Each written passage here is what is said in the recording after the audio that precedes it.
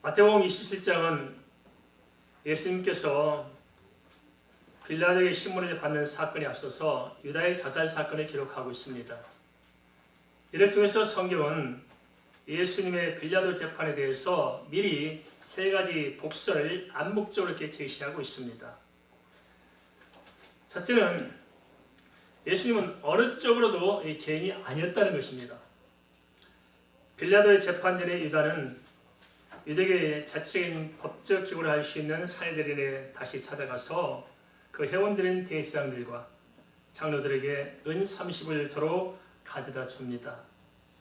물론 때늦은 후회와 그 증언은 받아들이지 않았지만은 자기가 무지한 자를 팔았다는 유다의 증언은 예수 그리스도는 죄인이 아니라는 사실을 처음부터 입증하고 나서 빌라도 재판이 이어지고 있다는 것입니다. 둘째는 빌라도 재판 전에 있었던 유다의 이 후회, 유다의 증언은 어떤 의미가 있느냐? 그것은 세밀한 부분에 이르기까지 하나님의 언약이 성취됨으로써 예수 그리스도의 십자가는 사람들이 개입하는 것과 아무 상관없이 하나님의 절대적인 주권 속에서 계획된 유일한 대속적 구원의 방편이었음을 말씀하고 있다는 것입니다. 다시 말하자면 빌라도의 재판 전에도 이미 예수 그리스도만이 유일한 대속자, 왜 도대체 예수만 유일한 대속자인가 하는 것을 성경은 이야기해주고 있다는 것입니다. 대제사장들과 장로들은 유다가 성전에 던져놓았던 은 30으로 토기장에 밭을 사서 나그네의 묘지를 삼았는데 마태복음 27장 9절 10절은 이것을 가리켜 예레미야로 하신 말씀을 응하게 한 것이라고 알려주고 있습니다. 실제로 그렇게 됐습니다.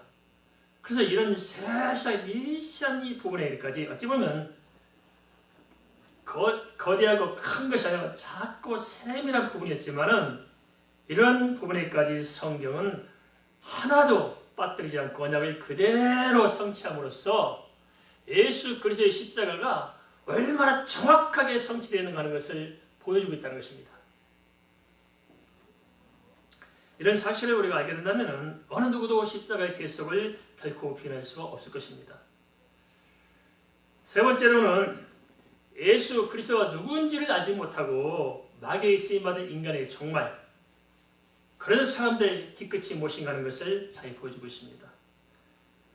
마태복음 27장 4절에서 5절에는 유다의 비참한 상황을 이렇게 기술하고 있습니다.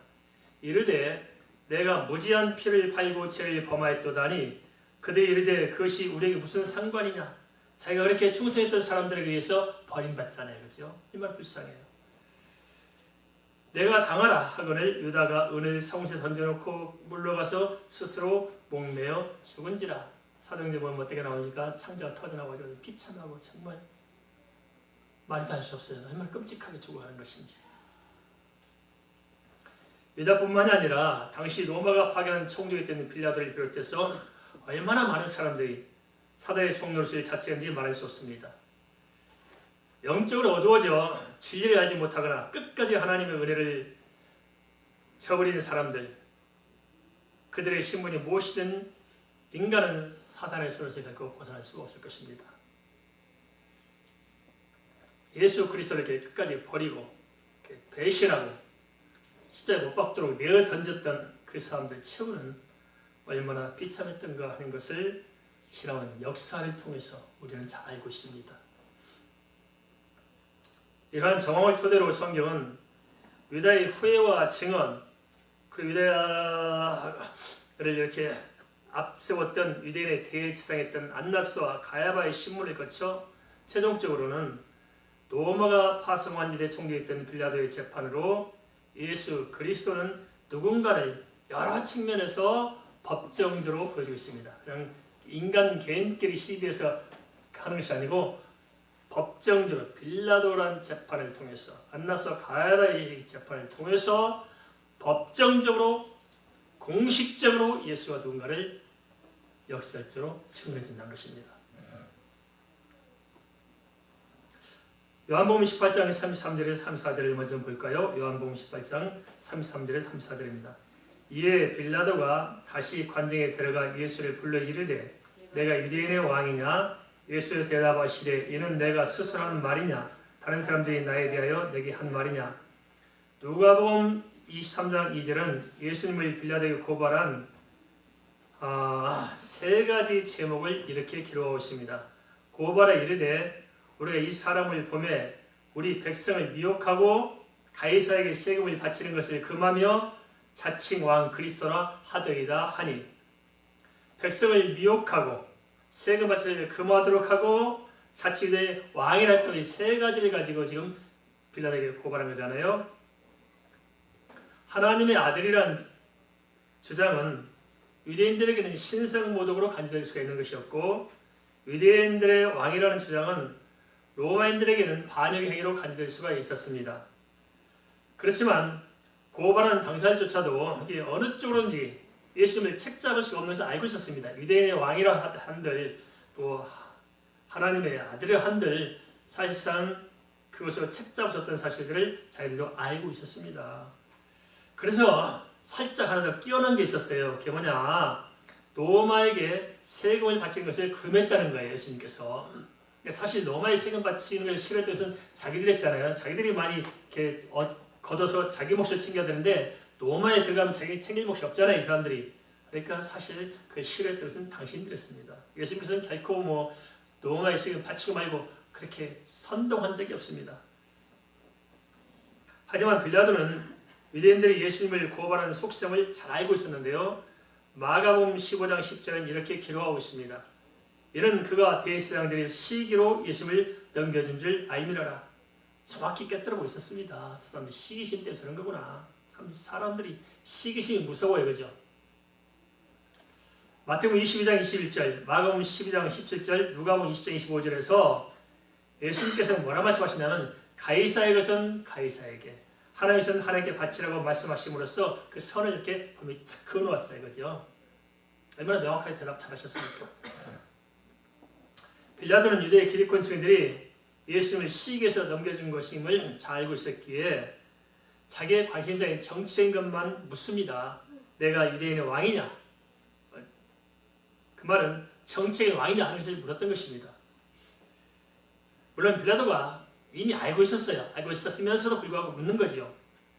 빌라도의 질문 요지는 예수님께서 무력으로 유대를 로마로부터 해방시켰던 왕이냐는 것을 묻고 있었는데 사실은 별 큰 의미가 없었을 것입니다. 왜냐하면 그가 짜여진 각본이라는 사실들을 자기도 알고 있었을 것이 아니겠습니까? 그런데 이러한 신문을 통해서 주님께서는 당신께서 하나님의 아들이심과 동시에 유대인의 왕이라는 사실을 법정에서 공식으로 선언한 기회가 됐다는 것입니다. 여기에 대해서는 안나스나 가야바나 빌라도나 어느 누구도 쉽사리 부인할 수 있는 어떤 명분이 없었습니다.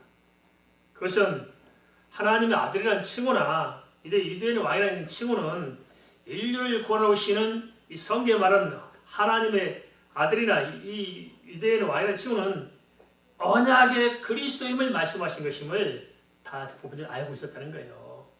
그거는 잘 알고 있었지 않습니까? 그것이 뭘 의미하는 것인지를. 그런데 주님께서는 이런 법정적인 무대를 통해서 그런 사실을 다시는 부인할 수 없도록 명확하게 선을 그어준 것입니다. 빌라도는 예수님께서 유대인의 왕이라고 물었지만 예수님은 빌라도에게 그것은 내가 스스로 한 말이냐 아니면 다른 사람들에게 했던 말이냐라고 되묻고 있습니다.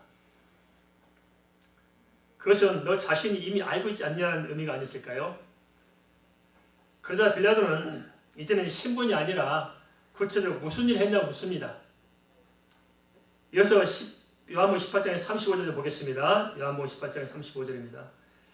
같이 한번 보겠습니다. 빌라도가 대답하되 내가 유대인이냐 내 나라 사람과 대제사장들이 너를 내게 넘겼으니 내가 무엇을 하였느냐? 도대체 무슨 일을 했기에 내 나라 사람과 대제사장들이 자기에 넘겼냐는 것이었습니다. 이는 신분에 대한 어떤 신문에서 거둘 것이 없자 지금 세우신 사역에 대한 것으로 관심을 옮겨서 다시 신문한 것이라고 볼 수 있습니다. 하지만 역시 예수 그리스도를 드러내는 방편일 뿐이었습니다. 물론 이러한 빌라도의 신문은 진실을 알기 위함이 아니라 자신의 어떤 정책 입지를 위해서 어떤 유리한 방어를 찾으는 것입니다. 다분히 사악하고 세속적인 계산이 깔리는 것입니다.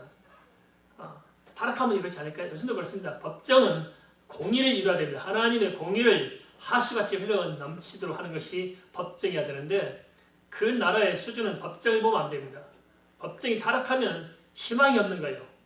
판사, 변호사, 검사들이 진짜 이 시대에 공의를 세우도록 해야 되는데 땀만 먹고 있다는 거예요. 다 자기 출세를 위한 발판을 삼고 있을 때 백성들은 정말 무참히 짓밟히는 거예요. 그 속에서. 예수님이 실제 그랬습니다. 한데 예수님께서는 그러한 빌라도와 관계없이 법정의 자리에서 이렇게 증언하셨습니다. 요한복음 18장 36절 보겠습니다. 예수여 대답하시되 내 나라는 이 세상에 속한 것이 아니니라. 만일 내 나라가 이 세상에 속한 것이었더라면 내 종들이 싸워 나로 유대인들에게 넘기지 않게 하였으리라. 이제 내 나라는 여기에 속한 것이 아니니라. 어찌 보면 질문과 대답이 어울리지 않는 동문서답 같은 느낌이 들지만 예수님께서는 빌라도의 의중을 간파하시고 핵심적인 대답을 하신 것입니다.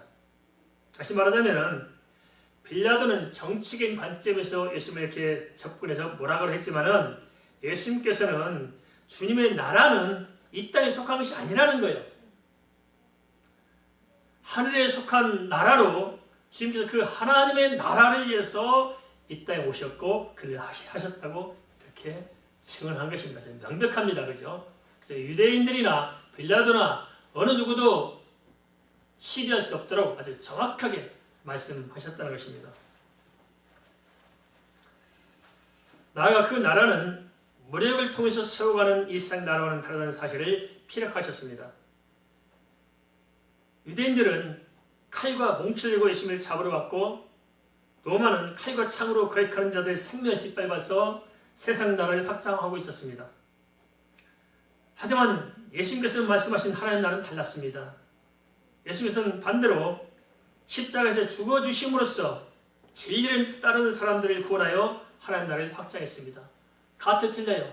전혀 다릅니다. 세상 나라는 무릎을 짓밟아가지고 나라를 확장해요. 예수님께서는 짓밟기를 고사하고 오히려 내 자신을 내주셔서 죽어짐으로 말미암아서 하나님 나라를 확장했어요. 이렇게 무기력한 왕이 어디 있어요? 그죠? 이렇게 한심한 그리스도가 어디 있습니까? 이렇게 대책 없는 구세주가 어디 있어요? 강력한 힘을 가지고 로마보다 강한 힘을 가지고 짓밟고 칼로 무찌르고 나라를 세워야 되는데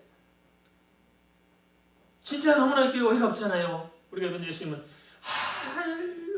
한량없이 연약한 모습이잖아요. 그런데요, 역설적으로 생각하면 그래서 주님은 그리스도이십니다. 왜냐? 그렇게 하시는 분은 하나님밖에 안 계셔요. 그렇게 해서 끝났다면 우리가 예수 믿을 필요가 없잖아요. 그렇게 해서 죽어지심으로 말미암아 다시 부활하셨고 승천하심으로 말미암아서 이란 승리를 선포하잖아요. 사망 권세를 깨뜨리고 승리하심으로 말미암아서 주님께서 십자가에 돌아가신 것은 무기력한 인간, 무능력한 인간으로서 준 것이 아니라 하나님이셨기 때문에 그리스도셨기 때문에 그렇게 하셨다는 언약을 성취하는 모습을 보여줌으로써 그의 지혜라는 사실들을 보여주잖아요. 정말 생각해 보세요. 이게 도대체 제정신입니까? 아닙니까 도대체 이게? 우리가 부활절날 매번 이렇게 좀 생각하는 것입니다만 예수님의 평가를 몇 가지 생각해 볼 수 있어요. 그렇죠. 예수님은 거짓말쟁이다 할 수 있어요. 자기가 그리스도가 아니고 그리스도를 뻥치고 있다가 매달려 죽었다. 그러면 진짜 거짓말쟁이라면은 십자가에 죽는 것을 보고 도망갈까요? 십자가를 질까요? 도망가죠. 거짓말쟁이 도망가요. 도망가면 숨을 곳이 얼마나 많은데 그때 당시에 도망갔을 거예요. 안 도망가요. 어떤 사람도 예수님 미친 사람이다. 미쳐서 헛소리했다. 예수님이 헛소리했다면은 주님의 말씀을, 주님의 기적을 일으킬 수 있을까요? 아니잖아요. 이 사람 아닌 것을 증명했습니다. 그럼 마지막 하나, 온전한 사람. 그 하나 남잖아요. 주님이 온전한 사람이었다면 주님의 말씀이 온전한 것입니다. 믿습니까? 그래서 주님께서는 십자가에 죽으시고 부활하시고 승천하셔서 그리스도심을 나타내주신 것입니다. 겉으로 보면 사람들이 강해서 예수를 제 앞에서 십자가에 매달고 꼼짝 못하게 죽인 것처럼 보일지 모르지만 아닙니다. 주님은 그리스도셨기 때문에 다 품어 안고 그 일을 친히 주관해 주신 것입니다. 참 기독교에서 역설적입니다. 주님의 복음이 오늘날 우리에게까지 전파된 것은 초대교회 제자들을 비롯해서 예수 그리스도를 따랐던 신실한 크리스천들이 자신을 희생하며 온 세계의 주님의 방식을 따라 살아왔기 때문일 것입니다. 주님께서 전파하신 하나님 나라는 지배하는 것이 아닙니다. 섬기는 것입니다.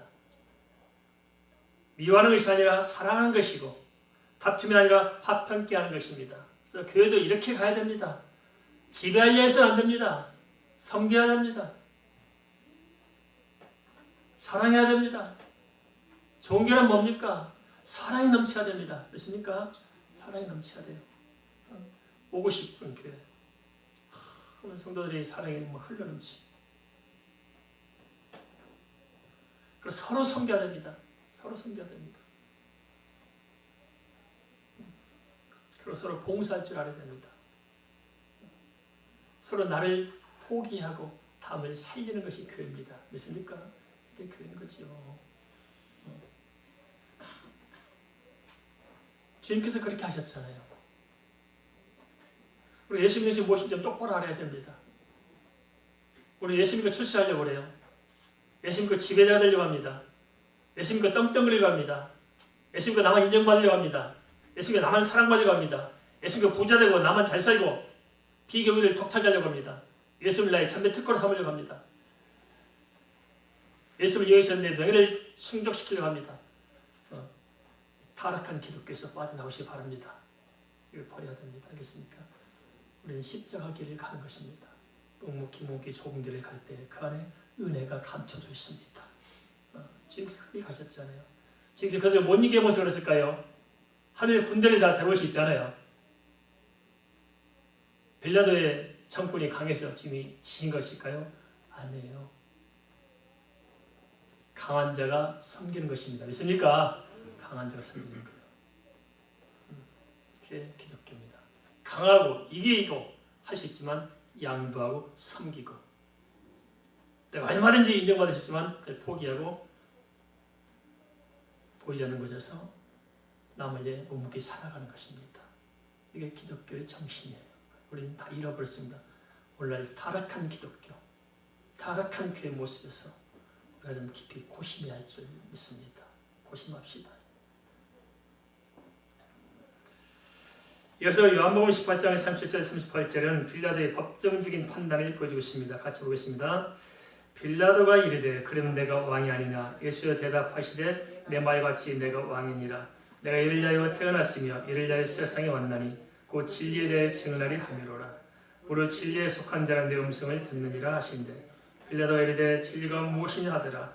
이 말을 하고 다시 유대인들에게 나가서 이르되 내가 그에게서 아무 채도 찾지 못하였노라. 빌라도는 예수님께서 내가 왕이 아니냐, 예수님께서 당신이 왕이 아니냐고 물었습니다. 이 질문은 앞서 33절에 내가 유대인의 왕이냐고 묻던 말과 연관해서 생각할 필요가 있습니다. 서로 같은 질문처럼 보이지만 사실은 그 의미가 다릅니다. 33절에 내가 유대인의 왕이냐고 물었던 질문은 정치적인 왕이 아니냐고 물은 것이라고 보셨습니다. 그리고 37절에 내가 왕이냐고 물은 것은 그런 의미가 아니고 정치인 유대인 왕이 아니라면 예수님이 말씀하신 이 땅에 속하지 않은 그 하나님 나라의 그 나라의 왕이냐고 물은 것입니다. 여기에 대해서 주님께서는 당신이 왕이시며 이를 위해서 태어났으며 이를 위해서 세상에 왔다고 하시면서 이것은 진리로 이 진리에 대해 증언하러 간다고 대답하셨습니다. 당시 사울을 물어볼 때 빌라도는 진리에 대해서 전혀 관심이 없었음을 알 수 있습니다. 빌라도가 무슨 관심이 있었겠죠? 진리에 대해서. 진리에 관심이 있는 사람 같으면 이렇게 하지 않았겠죠. 하지만은 빌라도는 다시 관정 밖으로 나가서 유대인들은 관정 밖에 있었잖아요. 다시 나가서 왔다 갔다 하면 재판한 거예요. 지금 이렇게 나가서 그 유대인들이 뭐라 말합니까? 예수님에게서는 아무 채도 찾을 수 없다고 공포합니다. 죄가 없다 이 사람은 공포한 거예요. 빌라도가. 결국 빌라도의 재판에서 예수님에 대한 신문은 최종적으로 무죄가 선언된 것입니다. 유대 기득권층들이 의뢰했던 빌라도의 재판에서조차 예수님 무죄심을 밝혀졌다는 사실은 예수님은 유대인의 왕이요 하나님의 아들이라는 주장은 진리의 영역으로 이 세상의 가치 기준으로 판단할 수 없음을 말하고 있습니다.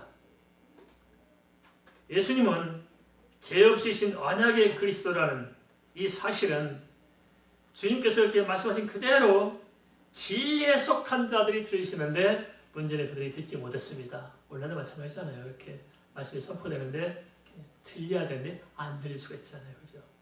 사람의 생각은 들리고 그냥 영적으로 안 들려요. 안 들려. 들려서 되는데 이게 참 제가 어릴 때 느끼는 성경 시험 될 때 보면 느껴져요. 또 강조하고 또 강조하고 또 강조해도 소용이 없더라고요. 항상 뒷목을 쳐요. 그래서 다시 한번 또 귀에 인이 박이도록 또 한 번 또 해야 되겠다 싶어요. 그래야 우리가 흔들리지 않아요. 제가 항상 상담할 때 그 이야기 하잖아요. 몇 번의 고비가 올 것이다 신앙적으로. 언제 오냐? 처음 교회 나왔을 때는 몸으로 다닐 것이다. 그러다가 좀 이제 세례를 받거나 아니 집사직을 받으려 할 때쯤 되면은 좀 이제 믿어볼까 하면은 반드시 시험이 온다. 그래 안 그래요?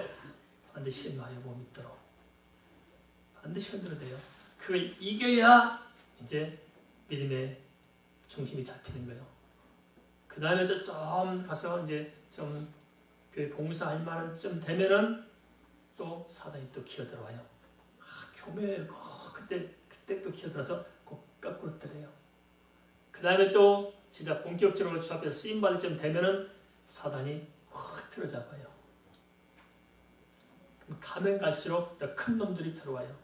그러니까 우리가 영적인 성장은 그 사단과 싸우면서 이길 때 성장합니다. 동의하십니까? 한번 따라서 하겠습니다. 영적인 성장은 사단과의 싸움에서 이길 때 성장한다.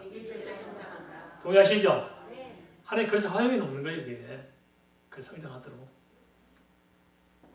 그걸 이겨야 됩니다.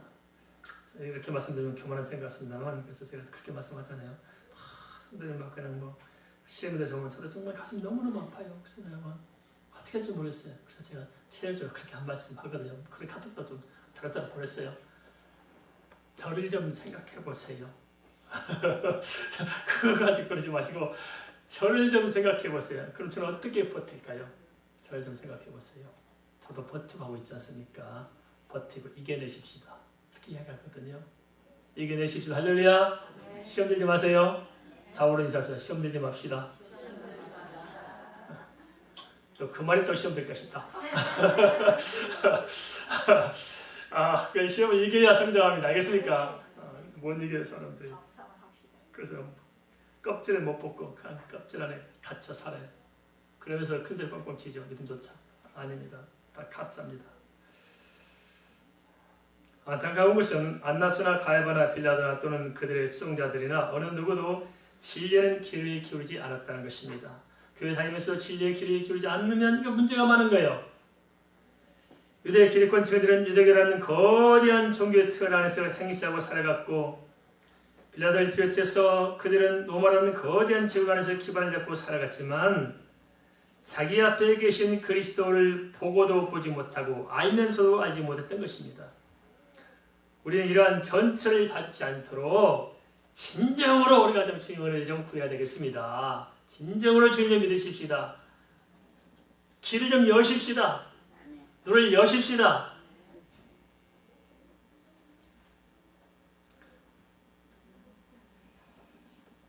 빌라도의 재판은 끝난 것이 아니었습니다. 빌라도는 자신이 신문한 결과 죄를 찾지 못했다고 해놓고는 엉뚱한 제안을 했는데요. 그것이 바로 요한복음 18장 39절에 40절에 기록되어 있습니다. 같이 볼까요? 요한복음 18장 39절에 40절입니다. 6월절이면 내가 너에게 한 사람을 놓아주는 전례가 있으니 그러면 너희는 내가 유대인의 왕을 너에게 놓아주기를 원하느냐 하니 그들이 또 소리질러 이르되 이 사람이 아니라 바나바라 하니 바나바는 강도였더라. 요한복음 18장 39절 40절은 몇 가지로 그 쟁점을 좀 정리해 볼 필요가 있습니다. 우리 읽은 말씀을 정리해 보십시다. 지금 우리가 요한복음을 이렇게 다룬 이유가 뭐냐면은 요한복음이 말하는 그리스도가 누군가를 알자는 거예요. 그죠? 핵심 겁니다. 요한복음의 그리스도. 우리는 예수를 믿는다 하면서도 사실 그리스도를 모르고 믿어요. 단순히 어떤 막연하고 추상적인 거나 어떤 단편적인 어떤 개념을 가지고 있으려고 하는 것이지 정말 포괄적으로 깊이 있게 예수 그리스도를 알고 믿어야 되는데 그렇지 못한 부분이 많다는 것입니다. 그래서 요한복음을 통해서 정말 예수 그리스도의 전생애를 통해서 순간순간 이러한 모든 사건들을 우리가 다시 한번 되뇌면서 진짜 예수가 누군가를 확실히 알아보자는 거예요. 그죠? 그래서 우리가 믿음을 좀 섬세하게 벽돌 쌓듯이 섬세한 부분까지 아주 충실하게 내용이 충실한 그런 믿음을 좀 갖자는 거예요. 그래서 이렇게 좀 세세하게 좀 요한복음을 다루고 있습니다. 그래서 방금 읽은 말씀을 통해서 우리가 이렇게 좀 정리해 보면 또 새로운 면을 우리가 알 수 있을 것입니다.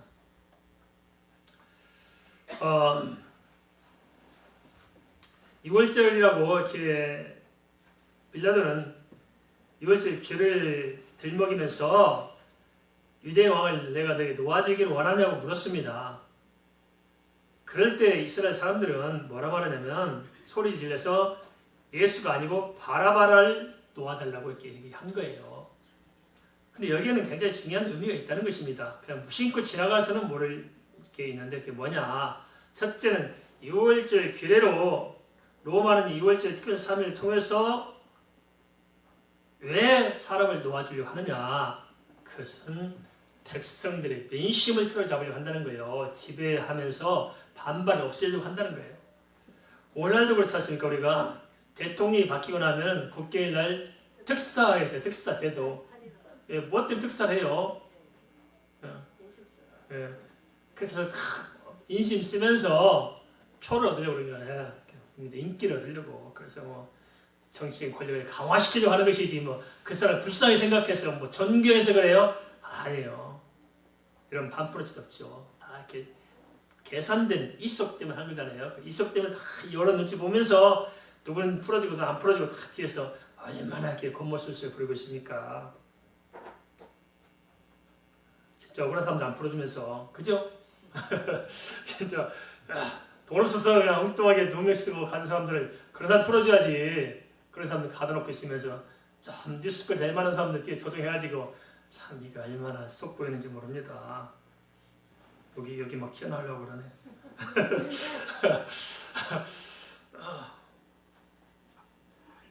근데 문제는 빌라도는 예수는 죄가 없다고 했잖아요. 자기 말로 유대 백성들 예수는 죄가 없다고 죄 찾아볼 수 없다고 하지 다 공포했잖아요.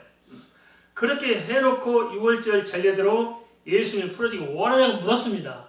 이게 말이 되는 소리입니까? 무죄한 예수님을 무죄하다면 석방을 해야 맞잖아요. 그죠?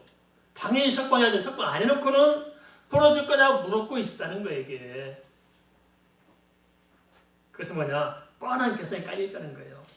그것은 유대 기득권층들의 구미에 맞춰서 그들에게 조종당하는 민중들의 환심을 사면서 또 예수님을 십자가에 어차피 못 박을 것 같으니까 내주면서도 나는 무죄하다고 겉으로 죄 없는 척 손을 씻고 자기 뒤로 빠지는 거예요. 책임을 회피하는 겁니다.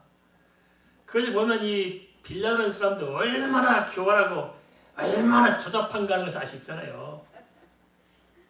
이것을 보면 오늘날 우리 대한민국을 보는 것 같아요. 얼마나 이렇게 정치하는 사람들이 조잡하고 진짜 이게 그런 것인지 진정성이 좀 느껴지면 안 될까요? 진정성, 그죠? 좀 백성들과 좀 가슴이 통하는 진정성, 그죠? 이런 지도자, 함께 울 수 있고 함께 웃을 수 있고 좀 가슴으로 통하는 지도자가 있으면 얼마나 좋을까요, 그죠? 아는 거다. 다 백성들을 이용해서 그 위에 올라앉아서 자기 기득권을 확장해 가려고 하기 때문에 너무 잘 알잖아요. 기도하십시다. 그래야 우리가 또 나라가 희망이지 않겠어요. 그래서 참 대한민국은 참 복받은 나라예요. 왜냐하면 역대 이래 보면 진짜 쓸만한 지도자가 없었는데도 불구하고 또 이만큼 잘 살아. 그죠? 이 하나님 은혜 아니겠어요, 그죠? 잘 살아 정말. 네.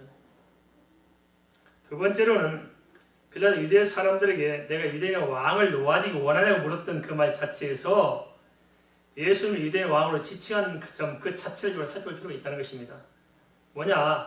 이것은 빌라도가 예수님을 정치적으로 유대인 왕이라고 인정한 것도 아니었고 또 예수님은 그리스도이신 하나님 나라의 왕이라는 신앙 고백도 아니었습니다. 그런데 유대인의 왕이라고 공식적으로 지칭한 이유는 무엇일까요?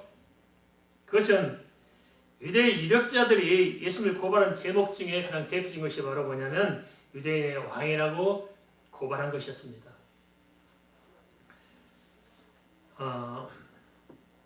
이 말의 밑바탕에는 유대인들에 대해서 존중한 것이 아니라 비아냥거림이 깔려있는 것입니다. 이는 예수를 고발한 유대 기득권 증인들의 예수님의 시기심과 또 유대 민중들의 저속한 처신들을 간접적으로 들춰주고 있습니다. 예수는 유대인 아니라고 이 사람들이 고발했어요. 그런데 빌라도가 그들을 참 존중했을까요? 존경했을까요? 아니에요. 한심한 인간들 쳐다보고 있는 거예요. 그래서 비꼬는 거예요. 그래, 니들 유대인 왕이 됐지 않냐? 그럼 유대인 왕이 놓아줄 것이냐고 물어보고 니들 왕인데 놓아주지. 한 비꼬는 거예요, 사실. 그래서 하나님의 뜻을 붙여버리고 자기 목소리를 높으면 결국 비웃음을 당합니다. 누구도 인정하지 않아요. 목소리 크다고 믿음 좋은 게 아닙니다. 알겠습니까? 아멘 크다고 믿음 좋은 게 아니잖아요. 세 번째로 바라바를 선택할 때 민중들을 살펴볼 필요가 있습니다. 저들은 예수님을 정치범으로 내몰아놓고는 진짜로 로마의 한간 정치범을 할 수 있는 바라바는 풀어달라고 하잖아요. 근데 강도라는 것이 그냥 이런 일반적인 우리가 생각하는 그런 강도가 아니고 정치적인 어떤 민주운동을 하면서 로마에 대항하면서 벌어진 일들을 총체로 말해서 강도라고 얘기하고 있는 것입니다. 이를 통해서 예수님을 고발한 자들이 예수님을 정치범으로 내몰았던 것은 전혀 근거가 없는 모함이었음을 증명해 주었습니다. 그런 사실을 알면서도 유대 민중들은 진실 대신에 유대 종교의 유력자들 편에 서서 목소리를 높였던 것입니다. 어느 면으로나 죄 없으신 완벽한 하나님이시자 완벽한 예수님을 철저히 타락하고 철저히 부패한 인간들에 의해서 그러한 인간을 계속하고 구원하시고자 십자가에 던져진 것입니다. 그죠? 참 역설적이잖아요. 선한 사람들 위해서, 의로운 사람들 위해서 예수님께 죽으신 것이 아니고 죄 없으시고 완벽하신 예수님, 완벽한 인간이자 완벽한 하나님이신 예수 그리스도께서 언약대 오셔서 진짜 구원받을 수 없는 완벽하게 타락하고 철저히 부패하고 철저히 무능력한 영적으로나 육적으로나 타락한 그들 위해서 십자가에서 죽어주셨다는 것입니다. 그러면 우리도 소망이 있겠죠. 그죠? 소망이 있어요. 그래서 우리가 소망이 있습니다. 우리가 의로워서 구원받는 것이 아니고 지금 이렇게 십자가에 죽으셨기 때문에 우리에게도 소망이 있습니다. 하나의 문제는 주님을 십자가에 내몰고도 해결하지 못한 그 결과였습니다.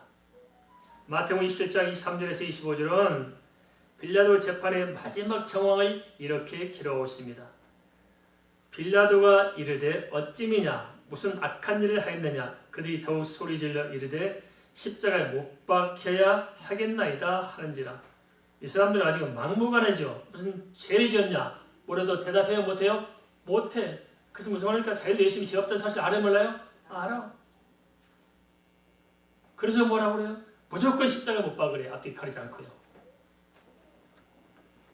빌라도가 아무 성과 없이 도리어 밀라이 나라는 것을 보고 물을 가져다가 무리 앞에 손을 씻으며 이르되 빌라도는 뭐 때문에 내어줘요? 그 밀라를 두려워한 거잖아요. 자기 정치적인 어떤 실권을 붙들고 있어야 되는. 당시 빌라도가 정치적으로 사실 로마의 큰 신임을 못 받았어요.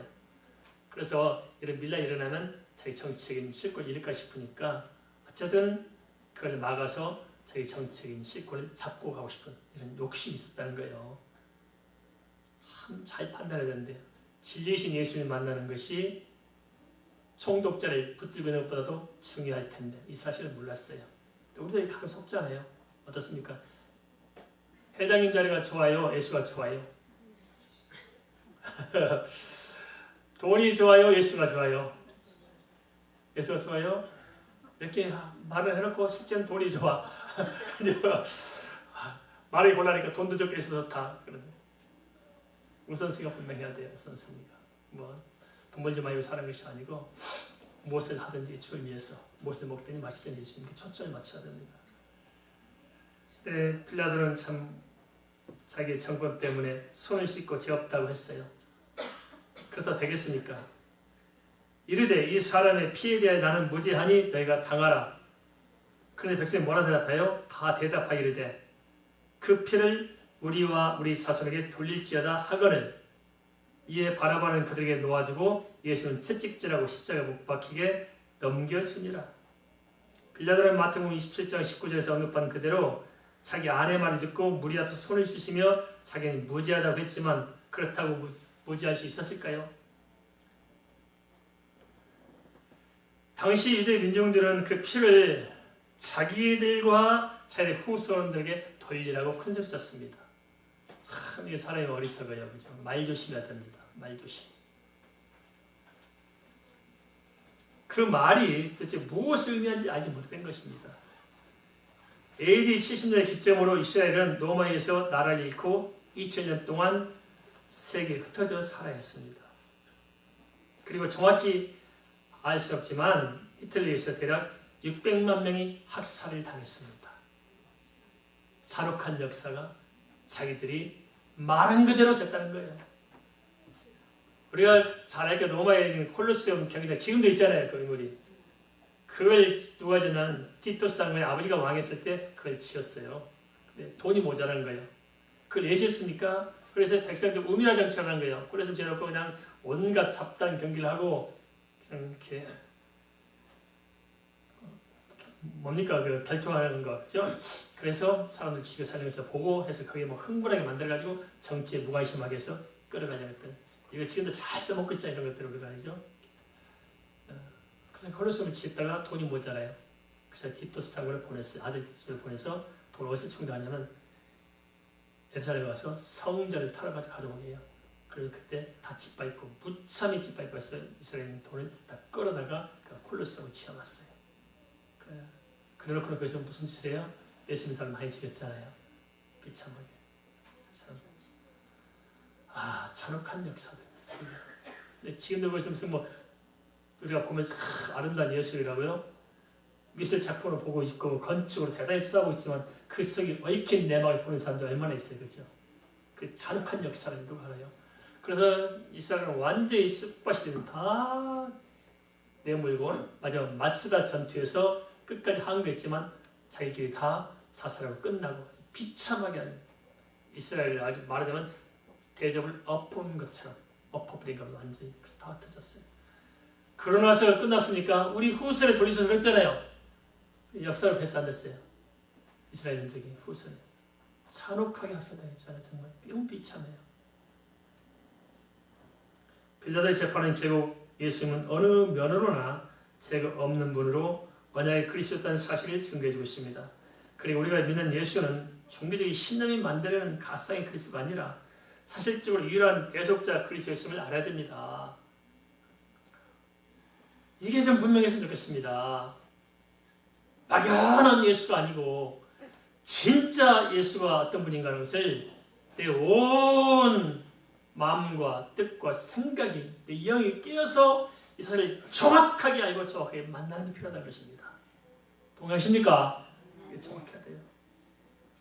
어차피 예수 믿고 살기로 했으면 정말 한번 제대로 믿고 제대로 살아서 저희들의 삶을 어떻게 인도하는가 좀 보면서 사는 게 재밌지 않을까요? 그죠? 한번 해봅시다. 제대로 믿어보고 내 삶을 어떻게 인도하는가 한번 지켜보는 것 재밌지 않겠어요? 그죠? 그게 예수 믿는 것입니다. 예수 그리스도를 정확히 알고 믿느냐 그렇지 못하느냐가 이 땅의 삶과 영원한 삶을 정한다는 사실들을 깊이 깨닫고 우리가 결단코 잊지 말아야 할 줄 믿습니다.